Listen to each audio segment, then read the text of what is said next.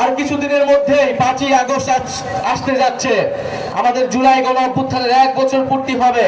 5ই আগস্টের আগে 3রা আগস্ট আমরা ঢাকায় জড়ো হব।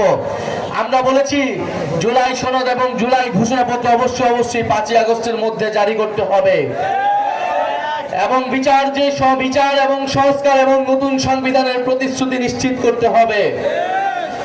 অনেকে বলে বিভিন্নভাবে আমাদের বিরুদ্ধে প্রোপাগান্ডা করার চেষ্টা করা হচ্ছে, আমরা নাকি নির্বাচন বানচালের চেষ্টা করছি, আমরা নাকি নির্বাচন পিছিয়ে দেওয়ার চেষ্টা করছি। আর এই গণ অভ্যুত্থান না হলে আপনারা নির্বাচনের স্বপ্নই দেখতে পারতেন না। এই গণ অভ্যুত্থান না হলে, যদি কোটা সংস্কার আন্দোলন থেকে আমরা এটাকে গণ অভ্যুত্থানের দিকে নিয়ে যেতাম, সরকার পতনের দিকে নিয়ে যেতাম, তাহলে এই শেখ হাসিনা সরকারের অধীনে আপনারা আরো 4 বছর অপেক্ষা করতেন। ফলে বাংলাদেশের মানুষের ভোটাধিকারের জন্য, গণতন্ত্র প্রতিষ্ঠার জন্য কোটা সংস্কার আন্দোলন থেকে এই আন্দোলনকে আমরা গণ অভ্যুত্থানের দিকে নিয়ে গিয়েছিলাম। ফলে অবশ্যই আমরা নির্বাচন চাই, আমরা ভোটাধিকার চাই, আমরা মানুষের মত প্রকাশের অধিকার নিশ্চিত করতে চাই।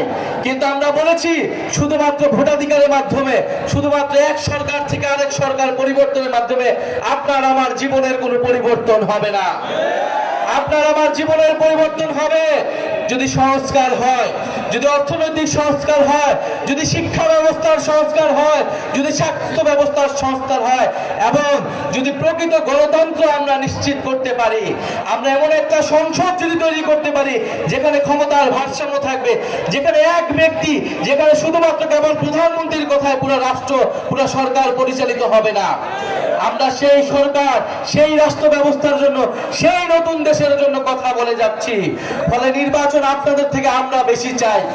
আমরা সংস্কার চাই, বিচার চাই এবং নির্বাচন চাই এবং সর্বোপরি মানুষের ভাগ্যের পরিবর্তন চাই।